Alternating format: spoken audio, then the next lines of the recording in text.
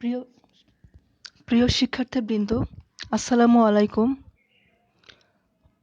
Online ক্লাসের ধারাবাহিকতায় honours দ্বিতীয় বর্ষের সাথে আজকে আমি আছি শামিমা নাসরিন, প্রভাষক উদ্ভিদ বিজ্ঞান, রাজশাহী কলেজ, রাজশাহী।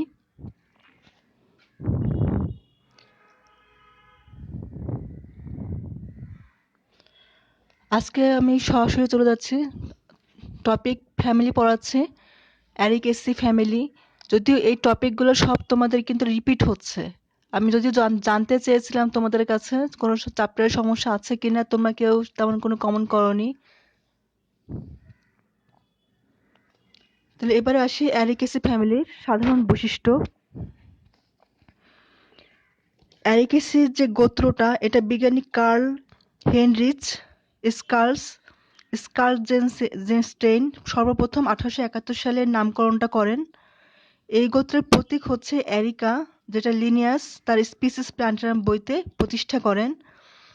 এই অ্যারিকেসি ফ্যামিলির পূর্বে নাম ছিল পালমি। এটাকে আমরা আগে পূর্বে পালমি গোত্র নামে জানতাম, যেটা মাইকেল অ্যাডামসন নামকরণ করেন।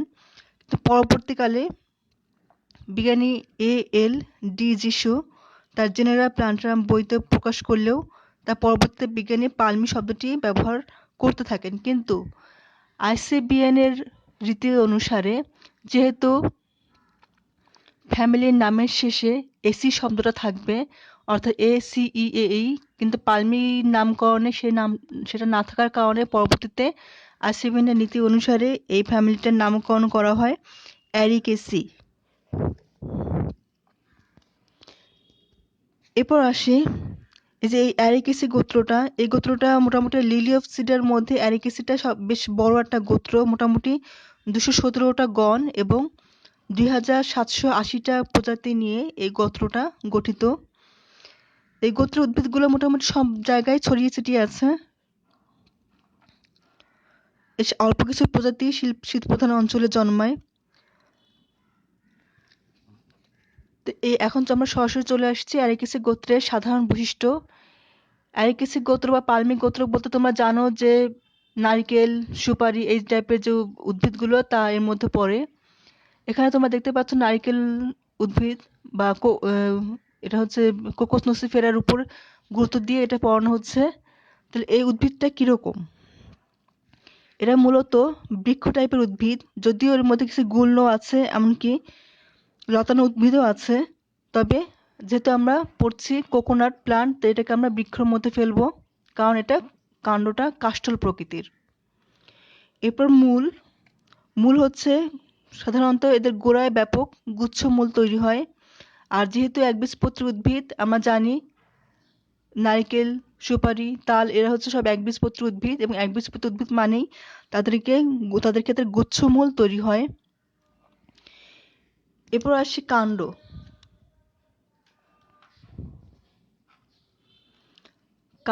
কাণ্ডটা কিরকম? প্রধানত 3 ধরনের কাণ্ড দেখা যায় এই গোত্রের উদ্ভিদের ক্ষেত্রে। কারো কারো ক্ষেত্রে, যেমন নিপা ফ্রুটিকেন্স, যেটা হচ্ছে গোল পাতা।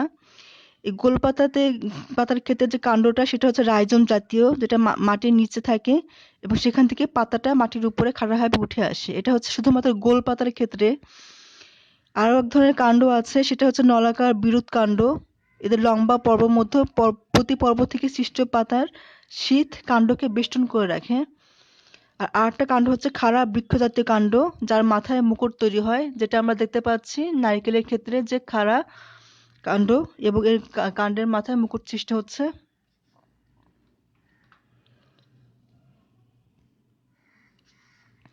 এরপর আসি পাতা কিরকম? নারিকেল গাছের পাতা খেয়াল করো, এরা হচ্ছে যৌগিক পাতা, কারণ অনেকগুলো পাতা নিয়ে এক একটা পত্রফল গঠিত, এই জন্য এই পাতাগুলোকে আমরা বলবো যৌগিক পাতা। এই অ্যারিকেসি ফ্যামিলির পাতা 2 ধরনের, অর্থাৎ এক্ষেত্রে এক ধরনেরকে বলা হয় পিনেটলি কম্পাউন্ড এবং পামেটলি কম্পাউন্ড। তো পিনেটলি কম্পাউন্ড এবং পামেটলি কম্পাউন্ডটা আসলে কি, এটা আমরা দেখবো একটু পরেই। আচ্ছা, আগে আমরা দেখে নেই যে পিনেটলি কম্পাউন্ড এবং পামেটলি কম্পাউন্ড বলতে কি বোঝায়। এটা হচ্ছে পামেটলি কম্পাউন্ড, এটা পিনেটলি কম্পাউন্ড, অর্থাৎ পামেটলি কম্পাউন্ডের ক্ষেত্রে এদের এখানে বলা আছে যে leaflets arise from a common point, একটা নির্দিষ্ট পয়েন্ট, র্যাকিসের একটা নির্দিষ্ট পয়েন্ট থেকে পত্রকগুলো উৎপন্ন হয়। যেমন এই একটা কমন পয়েন্ট, এখান থেকে সবগুলো পত্রক উৎপন্ন হচ্ছে, এটাকে বলা হয় পামেটলি কম্পাউন্ড। আমরা যদি তাল পাতার কথা বলি তাহলে এটা হচ্ছে তাল পাতাটা আমরা দেখবো পামেটলি কম্পাউন্ড। কিন্তু নারিকেল পাতা, নারিকেল সুপারি, খেজুর এদের ক্ষেত্রে যে পাতা, এটা হচ্ছে পিনেটলি কম্পাউন্ড, অর্থাৎ র্যাকিসের ভিন্ন ভিন্ন পয়েন্ট থেকে পত্রকগুলো উৎপন্ন হচ্ছে, এই হচ্ছে পিনেটলি কম্পাউন্ড। তাহলে আমরা যেহেতু নারিকেল বা কোকোনাট প্ল্যান্ট পড়ছি অ্যারিকেসি গোত্রের ক্ষেত্রে, এটাকে আমরা এই কোকোনাট প্ল্যান্টটাকে মূলত এই গোত্রের আমরা প্রধান গোত্র উদ্ভিদ হিসেবে পড়ছি, তাই এটা উদ্ভিদের কোকোনাট প্ল্যান্টের ক্ষেত্রে পাতাগুলো হচ্ছে পিনেটলি কম্পাউন্ড।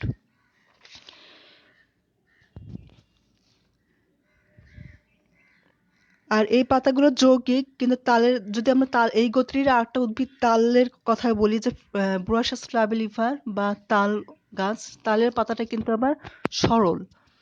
এরপর আসে পুষ্পবিন্যাস। পুষ্পবিন্যাসটা কিরকম, যে এর পুষ্পবিন্যাসটা হচ্ছে মূলত বৃহৎ আকারের সরল বা যৌগিক স্প্যাডিক্স ধরনের। এদের মঞ্জরি স্পেদ, স্পেদ দ্বারা আবৃত। স্পেদ হচ্ছে, খেয়াল করো এই ছবিটা, নৌকাকৃতির যে বিশেষ ধরনের ব্র্যাক্ট বা মঞ্জুরি পত্র, সেটাকে বলা হচ্ছে স্পেদ। আর পুষ্প মঞ্জুরিটাকে বলা হচ্ছে, বা পুরো পুষ্পবিন্যাসটাকে বলা হচ্ছে স্প্যাডিক্স পুষ্পবিন্যাস।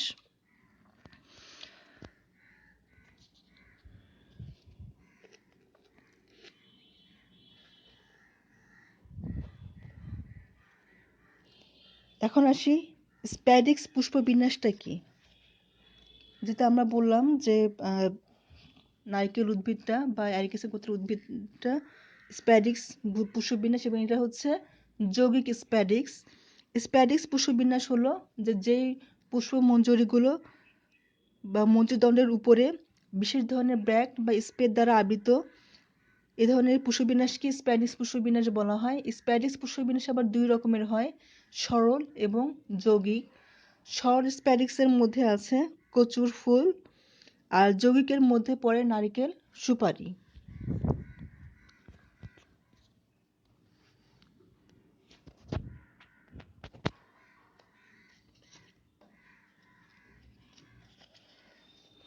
এরপর আসি এই ফুলগুলো এই যে ফেটে গেলে মঞ্জরি পুষ্পিত হয়। এরা সাধারণত সহবাসী বা ভিন্নবাসীও হতে পারে।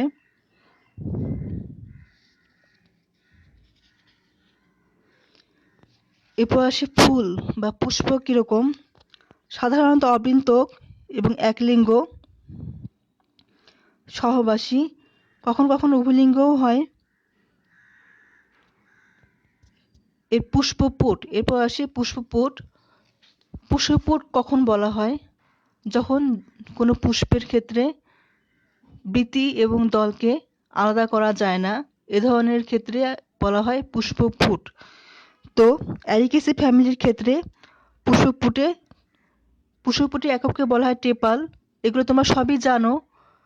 তো পুষ্পপুটের একক টেপাল, এখানটা টেপাল থাকবে মোট 6টা, 3টা করে 2 আবর্তে সজ্জিত। আমরা এখানেও দেখতে পাচ্ছি, যদি পুষ্প প্রতীকটা খেয়াল করো টেপাল, তাহলে 3টা করে 2 আবর্তে সজ্জিত, বাইরে 3টা, ভিতরে 3টা, এটা হচ্ছে টেপাল। মোট 6টা, বাইরে থাকবে 3টা, ভিতরে থাকবে 3টা। এরা হচ্ছে শক্ত চর্মবৎ, সাধারণত স্থায়ী, ইমব্রিকেট অথবা ভালভেট। এখানে খেয়াল করো, এটা ভালভেট পুষ্পবিন্যাস দেওয়া আছে।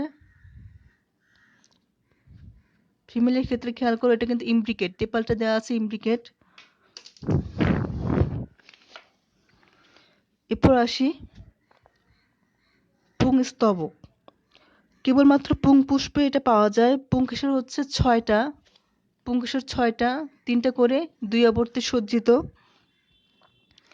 পুংদণ্ডটা খর্ব পাদলগ্ন এবং পুংধানীটা 2 প্রকোষ্ঠ বিশিষ্ট। এরপর আসছি স্ত্রী স্তবকের ক্ষেত্রে। স্ত্রী স্তবক হচ্ছে কেবলমাত্র স্ত্রী পুষ্পে পাওয়া যাবে। এই গর্ভপত্র 3টা যুক্ত, 3 প্রকোষ্ঠ বিশিষ্ট, প্রতি প্রকোষ্ঠে একটা করে ডিম্বক থাকে। গর্ভাশয় অধিগর্ভ, গর্ভদণ্ড খর্ব, গর্ভমুণ্ড 3টা এবং অমরা বিন্যাসটা অক্ষীয় বা সাধারণত মূলীয়। এক্ষেত্রে খেয়াল করি এর যে ফলটা হচ্ছে নারকেল ফলটা হচ্ছে ড্রুপ জাতীয় ফল। পুষ্প সংকেত থাকছে, পুষ্প প্রতীক। আমরা পুষ্প সংকেত পুষ্প প্রতীক পরে দেখব। এখানে খেয়াল করো ছবিগুলো। নারকেলের উদ্ভিদের ক্ষেত্রে এটা হচ্ছে মেল ইনফ্লোরেসেন্স বা পুংপুষ্প বিন্যাস এরকম। এটা হচ্ছে ফিমেল ইনফ্লোরেসেন্স। দেখতে পাচ্ছি এখানে ডাবের ছোট ডাবের মতো, অর্থাৎ স্ত্রী পুষ্প। এটা হচ্ছে মেল ফ্লাওয়ার, এটা ফিমেল ফ্লাওয়ার। এটা খেয়াল করো, এই যে নৌকাকৃতির মতো, এটাই কিন্তু মঞ্জুরি পত্র বা ব্র্যাক্ট বা স্পেদ নাম যেটা। এটা হচ্ছে এলেস অফ মেল ফ্লাওয়ার বা পুংপুষ্পকে লম্বচ্ছেদ করলে যেটা পাওয়া যায়, এটা else of female flower. স্টেমিনাল tubes, আর এটা হচ্ছে ওভারির প্রস্থচ্ছেদ। ওভারির প্রস্থচ্ছেদ আর আমরা যেটা বললাম যে গর্ভাশয়কে প্রস্থচ্ছেদ করলে যেটা দেখা যায় যে এটা গর্ভাশয় অধিগর্ভ এবং এক্ষেত্রে 3টা প্রকোষ্ঠ বিশিষ্ট। এই যে 3টা প্রকোষ্ঠ বিশিষ্ট এখান থেকে দেখতে পাচ্ছ, আর একটা করে ডিম্বক থাকবে।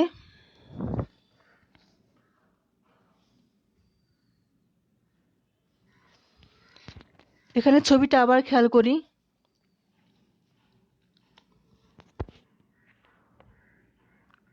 এই যে পুষ্পবিন্যাস, যে স্পাইরিক্স পুষ্পবিন্যাস নিচের দিকে বা পুষ্পবিন্যাসের নিচের দিকে থাকছে ফিমেল ফ্লাওয়ার গুলো, যেখান থেকে দেখতে পাচ্ছ ডাব উৎপন্ন তৈরি হচ্ছে। আর উপরের দিকে এগুলো হচ্ছে ফিমেল, সব মেল ফ্লাওয়ার।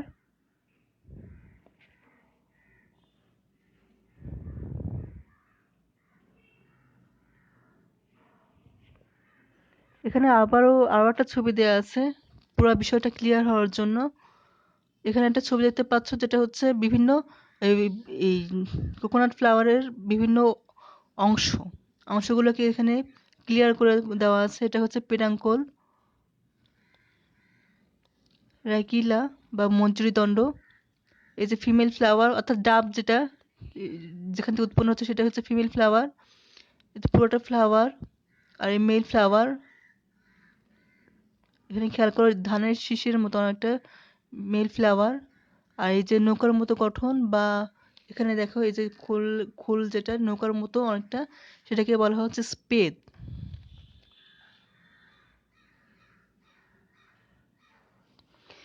এখানে আবার আসছি, পুষ্প প্রতীক এবং পুষ্প সংকেতটা দেখো, খেয়াল করো। এখানে মেল ফ্লাওয়ার এবং ফিমেল ফ্লাওয়ার, যেহেতু এই ফ্লাওয়ারগুলো একলিঙ্গ ফুল, এগুলো মেল ফ্লাওয়ার ফিমেল ফ্লাওয়ার আলাদা।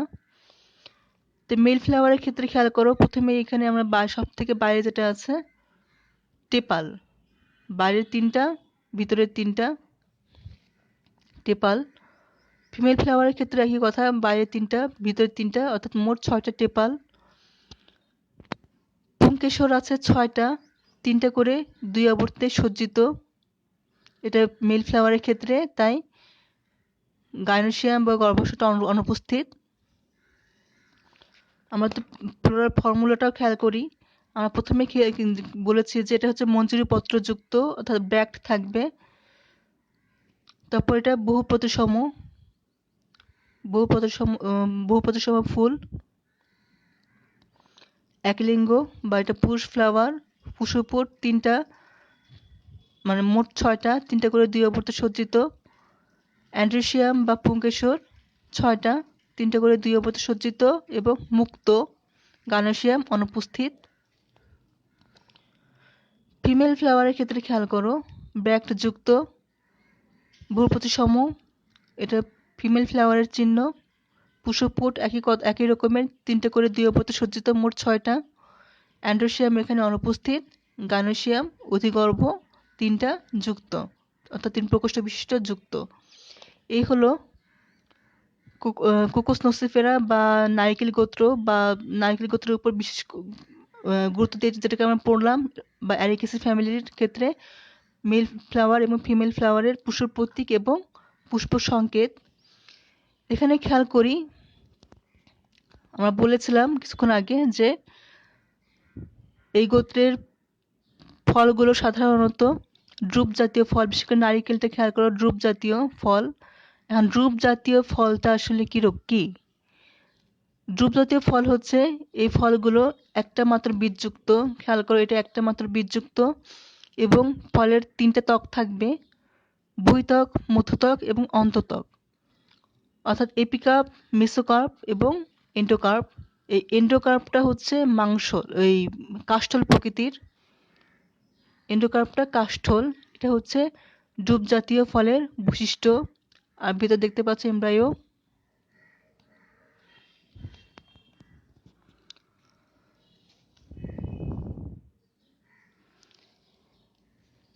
এরপর আসি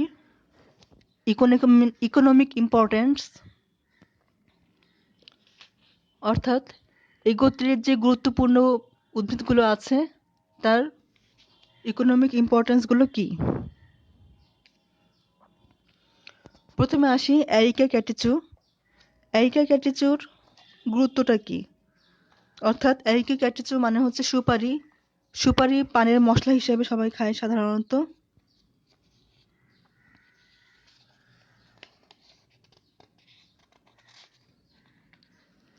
তারপর রং তৈরির ক্ষেত্রেও সুপারিটা ব্যবহার করা হয়। কোকোস নুসিফেরা বা নারিকেল একদম কমন উদ্ভিদ, নারিকেলের পানি খাওয়া হয়। তারপর নারিকেলের ছোবড়া জ্বালানি হিসেবে ব্যবহার করা হয়। তারপর এই শস্য থেকে তেল পাওয়া যায়। ফলের মধ্যে যে ছোবড়া থাকে সেটাকে বলা হয়, সেটা থেকে গদি, জাজিম, দড়ি ইত্যাদি তৈরি করা হয়। এরপর আসি ফোনিক্স সিলভাস্ট্রিস। 3 নম্বরে আসে ফোনিক্স সিলভাস্ট্রিস বা খেজুর। খেজুরের রস থেকে গুড়, পায়েস তৈরি করা হয়। ফলের রস খাওয়াও হয়। তারপর মেট্রোজাইলন সাগু, এখান থেকে যে সাগু দানা পাওয়া যায় সেটা রোগীর পথ্য হিসেবে ব্যবহৃত হয়। ক্যালামাস রোটাং বা বেত, এটা হচ্ছে ছড়ি, ছাতার বাট, আসবাবপত্র তৈরিতে ব্যবহৃত হয়। নিপা প্রুটিকেন্স বা গোলপাতা, এটা হচ্ছে গোলপাতা ঘরের ছাউনি তৈরিতে, চালার ছাউনি তৈরিতে ব্যবহার করা হয় গোলপাতা। ইলাইস গুনেনসিস, এটা হচ্ছে পাম। এই ফল থেকে পাম তেল বা পাম অয়েল সেটা পাওয়া যায়। বোরাসাস ফ্লাভেলিভার তালের যে রস, সে তালের রস থেকে গুড় তৈরি করা হয়, আবার এই রসটাকে অনেক সময় তারি হিসেবেও খায়। করিফা তালিয়েরা বা তালি পাম, এই উদ্ভিদটার নাম তোমরা জানো, এটা শোভাবর্ধক হিসেবে ব্যবহার করা হয়। করিফা আমব্রেসুলিফেরা, এরা পামেরই আরেকটা প্রজাতি, এটা শোভাবর্ধক হিসেবে ব্যবহার করা হয় এবং পাখা তৈরির ক্ষেত্রেও এই গাছের পাতাটা ব্যবহার করা হয়। তাহলে মোটামুটি 10টা উদ্ভিদের এখানে নাম দেওয়া আছে। এই 10টা উদ্ভিদের বৈজ্ঞানিক নাম, এদের ইকোনমিক ইম্পর্টেন্স, এই জিনিসগুলো অবশ্যই পড়বা। আর এই জিনিসগুলো যেহেতু রিপিট করা হলো, তাই আশা করবো তোমরা এই জিনিসগুলো বাসাতে ভালো মতো প্র্যাকটিস করবা। একবার আমি পিছন থেকে নিয়ে আসছি।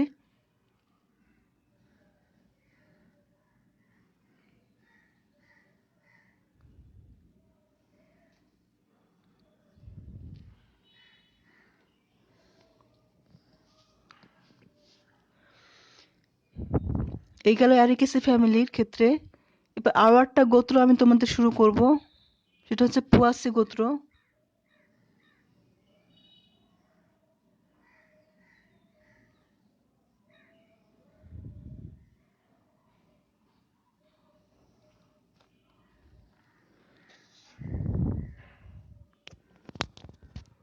পুয়াসি গোত্র এটা বেশ কমন একটা উদ্ভিদ, যেটার পূর্ব নাম ছিল গ্রামিনী। কিন্তু গ্রামিনীর ক্ষেত্রেও একই বিষয়, যেহেতু ফ্যামিলির নামের শেষে এইচ শব্দটা থাকতে হবে, কিন্তু সেই হিসেবে গ্রামিনী নামটা আইসিবিএন স্বীকৃত নাম হয় না, তাই পরবর্তীতে এই নামকরণটা করা হয়, অর্থাৎ পোয়াসি গোত্র। গ্রিক শব্দ পোয়া অর্থাৎ ঘাস থেকে পোয়া নামটা বাছাই করা হয়েছে।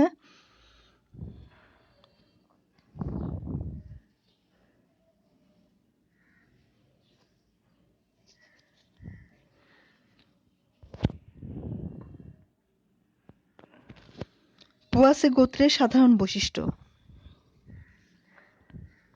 সাধারণ বৈশিষ্ট্যের মধ্যে আছে এদের কাণ্ড নলাকার, পর্বমধ্যগুলো ফাঁপা। তবে খেয়াল করবা পর্বমধ্য ফাঁপা, এর আরেকটা উদ্ভিদ আছে যেটা ব্যতিক্রম, যার পর্বমধ্যটা ফাঁপা না, সেটা হচ্ছে স্যাকারাম অফিসিনারাম অর্থাৎ আখ, যার পর্বমধ্যগুলো ফাঁপা হয় না, এটা ব্যতিক্রম। এরপর আসি পত্রমূল কাণ্ডকে অর্ধেক বেষ্টন করে রাখে। এগুলো হচ্ছে সব শনাক্তকারী বৈশিষ্ট্য পড়ছি, যে পোয়াসি গোত্রের পত্রমূল কাণ্ডকে অর্ধেক বেষ্টন করে রাখে। পাতা লিগিউল যুক্ত, 2 সারিতে বিন্যস্ত থাকে। পুষ্পমঞ্জরি স্পাইকলেট ধরনের। পরাগধানী সর্বমুখ অর্থাৎ ভার্সাটাইল। গর্ভমুণ্ড পালকের ন্যায় অমরাবিন্যাস মূলীয়। ফলটা ক্যারিপসিস ধরনের। এরপর আসি সাধারণ বৈশিষ্ট্য, উদ্ভিদটা কিরকম। সাধারণত এই পোয়াসি গোত্রের ক্ষেত্রে আমরা জানি ধান গম বেশ কিছু ঘাস আছে এই গোত্রের মধ্যে। যেহেতু এখানে আমরা গ্রামীণ গোত্রের মধ্যে বা পোয়াসি গোত্রের মধ্যে অরিজা স্যাটাইভার উপর ভিত্তি করে এটা পড়ছি, এটাকে প্রধান উদ্ভিদ এই গোত্রের।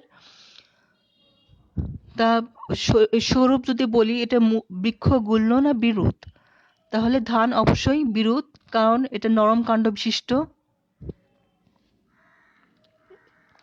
এরপর আসি মূলটা কিরকম। মূল অবশ্যই গুচ্ছ মূল, এদের ক্ষেত্রে মূলটা থাকবে গুচ্ছ প্রকৃতির। কাণ্ড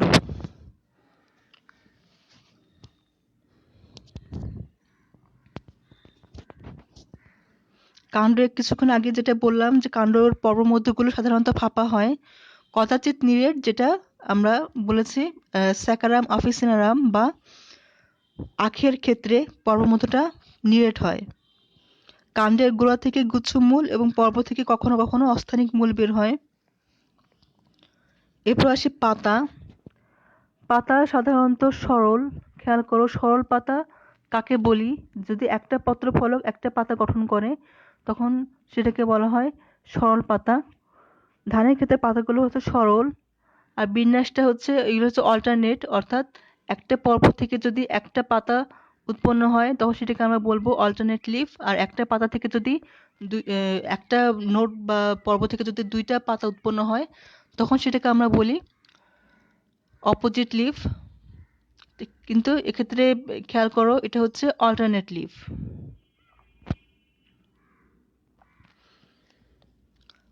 তারপর এদের পাতাগুলো হচ্ছে, এদের ক্ষেত্রে খেয়াল করবো পত্রবৃন্ত, যেটা পিটল চ্যাপ্টা, কাণ্ডবেষ্টক। পত্রফলক এবং পত্রবৃন্তের সংযোগ স্থলে লিগিউল বর্তমান।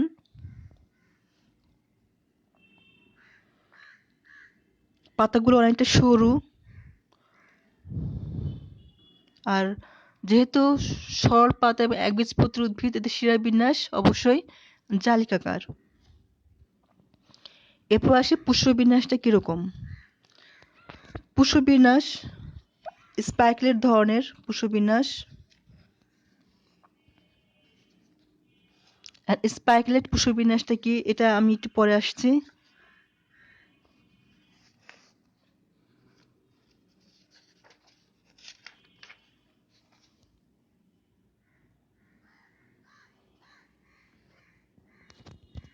এখানে খেয়াল করো স্পাইকলেট পুষ্পবিন্যাসটা 2টা ছবি দেওয়া আছে। আগে বলে নেই যে স্পাইকলেট পুষ্পবিন্যাসটা হচ্ছে, এটা মূলত এক বা একাধিক অবৃন্ত পুষ্পযুক্ত ক্ষুদ্রাকৃতির স্পাইক মিলে স্পাইকলেট পুষ্পবিন্যাসটা গঠিত। একটা স্পাইকলেটে সাধারণত একজোড়া পুষ্পবিহীন শূন্য গ্লুম থাকবে এবং এক বা একাধিক পুষ্পগ্লুম থাকবে। পুষ্পগ্লুমের উপরে কিছুটা বিপরীতে প্যালিয়া অবস্থান করে, আর এগুলোকে মঞ্জুরিপত্র বলা হয়। অর্থাৎ এখানে খেয়াল করো, এটাতেও খেয়াল করো বা এটাতে, এটা হচ্ছে গমের ক্ষেত্রে গমের স্পাইকলেট। এই যে গ্লুম, দুটা নিচের দুটো গ্লুম, এটা হচ্ছে শূন্য গ্লুম, এখানে কোনো পুষ্প উৎপন্ন হয় না, এই জন্য এটাকে বলা হয় শূন্য গ্লুম। এর উপরে আরো দুটো গ্লুম আছে, এটাকে বলা হয় পুষ্প গ্লুম। পুষ্প গ্লুমের নাম হচ্ছে লিমা, এবং লিমার বিপরীতে যেটা বলা হচ্ছে প্যালিয়া। এদেরকে মঞ্জুরিপত্রের সাথে তুলনা করা হয় বা ব্যাকটির সাথে তুলনা করা হয়। তাহলে লিমার বিপরীতে থাকছে প্যালিয়া, এবং এখানে খেয়াল করো স্টামেন বা পুংকেশর, আর শীর্ষে হচ্ছে স্টিগমা। অর্থাৎ প্যালিয়ার শীর্ষ থেকেই মূলত ফুলটা উৎপন্ন হয়। আর এখানে স্টিগমা দেখতে পাচ্ছ, পালকের মতো স্টিগমা। এখানেও খেয়াল করো হুইটের ক্ষেত্রে দেয়া আছে নিচের দুইটা শূন্য গ্লুম, এই লিমার বিপরীতে অবস্থান করছে প্যালিয়া। তাহলে এক্ষেত্রে ধানের প্রতিটা স্পাইকলেটে সাধারণত একটা করে পুষ্প থাকে এবং সম্পূর্ণ বিন্যাসটা প্যানিকলের মতো। আর ভুট্টার ক্ষেত্রে দুইটা, গম এবং কিছু কিছু ঘাসের ক্ষেত্রে সাধারণত অধিক পুষ্প থাকে। এই হচ্ছে স্পাইকলেট পুষ্পবিন্যাস।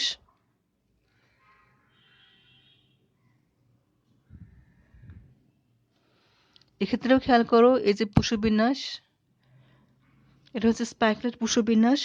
অর্থাৎ একাধিক স্পাইক পুষ্পবিন্যাস মিলে মূলত একটা স্পাইকলেট পুষ্পবিন্যাস গঠন করছে। এরপর আসি ফুলটা কিরকম।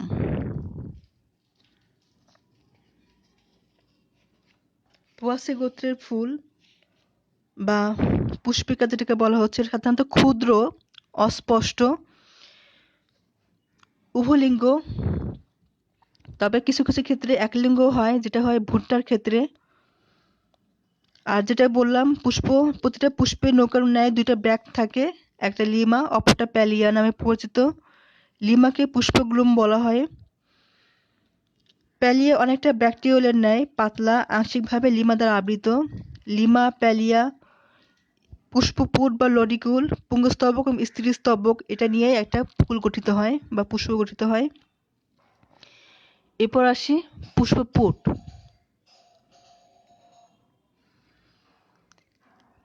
পুষ্পপুট, আবারও বলি, পুষ্পপুট হচ্ছে যেসব ফুলের ক্ষেত্রে বৃতি এবং দলকে আলাদা করা যায় না, তাদেরকে পুষ্পপুট বলা হয়। তাহলে পুষ্পপুটের একক হচ্ছে টেপাল। এতে পুষ্পপুটটা স্বচ্ছ, রসালো, শল্কের ন্যায় লডিকুলে রূপান্তরিত। লডিকুল সাধারণত দুইটা।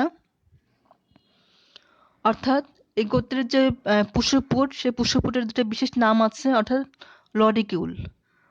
এরপর আসে পুংস্তবক। পুংস্তবকে পুংকেশর সাধারণত 6টা পুংকেশর থাকবে, 6টা। এখানে তোমরা খেয়াল করতে পারছো, আমি ছবিটা পরে দেখাচ্ছি, যে 6টা পুংকেশর, 3টা করে 2 অবরত সজ্জিত। পুংকেশরগুলো মুক্ত, পরাগধানী দুই প্রকোষ্ঠ বিশিষ্ট, সর্বমুখ বা ভার্সাটাইল। স্ত্রীস্তবক। স্ত্রীস্তবকে সাধারণত গর্ভাশয়, অধিগর্ভ, এক প্রকোষ্ঠ বিশিষ্ট, ডিম্বক একটা, গর্ভমুণ্ড দুইটা পালকের ন্যায়। এখানে খেয়াল করো গর্ভমুণ্ড দুইটা, স্টিগমা, পালকের ন্যায়। এরা লোমশ প্রকৃতির, এদের অমরা বিন্যাসটা মূলীয়।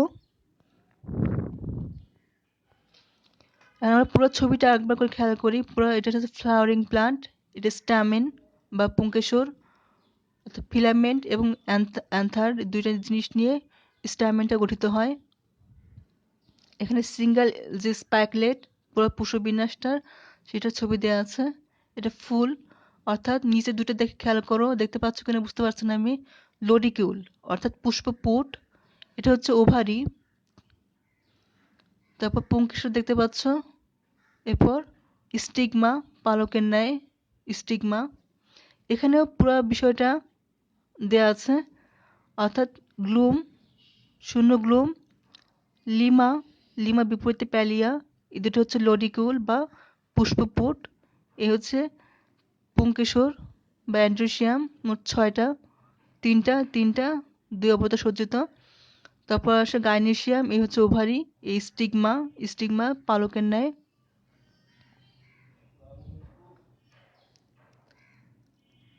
এরপর আসে অমরাবিন্যাস বা অমরাবিন্যাসটা বললাম একটু আগে মূলীয়। ফল ফল হবে পোয়াসে গোত্রের ক্ষেত্রে ফলটা হচ্ছে ক্যারিওপসিস প্রকৃতির ফল। এখন আসে ক্যারিওপসিসটা আসলে কি? ক্যারিওপসিসটা হচ্ছে যখন এরা এই যে ফলগুলো মূলত একটা বীজ নিয়ে একটা মাত্র বীজ নিয়ে একটা ফল গঠিত হয় এবং এদের ক্ষেত্রে ফল ত্বক এবং বীজ ত্বকটাকে আলাদা করা যায় না। এই ধরনের ফলটাকে বলা হয় ক্যারিওপসিস প্রকৃতির ফল।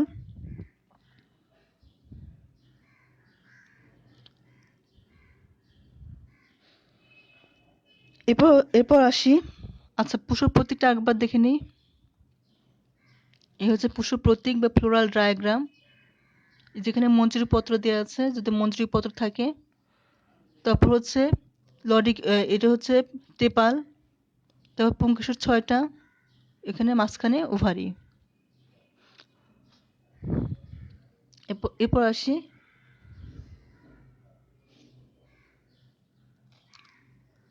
পোয়াসি গোত্রের গুরুত্বপূর্ণ উদ্ভিদগুলো। এগুলো সব তোমাদের জানা, একদম কমন, সেই ইন্টারমিডিয়েট থেকে পড়ে আসা।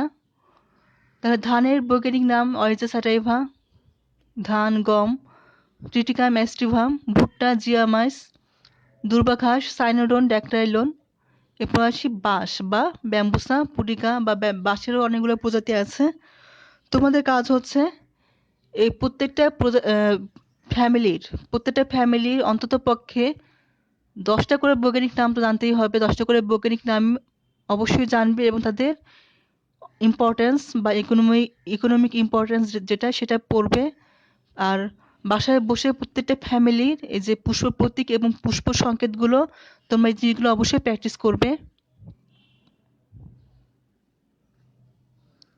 ধন্যবাদ। আশা করি সবাই ভালো থাকবে এবং আমার সাথে যারা ছিল তাদের সবাইকে অসংখ্য ধন্যবাদ।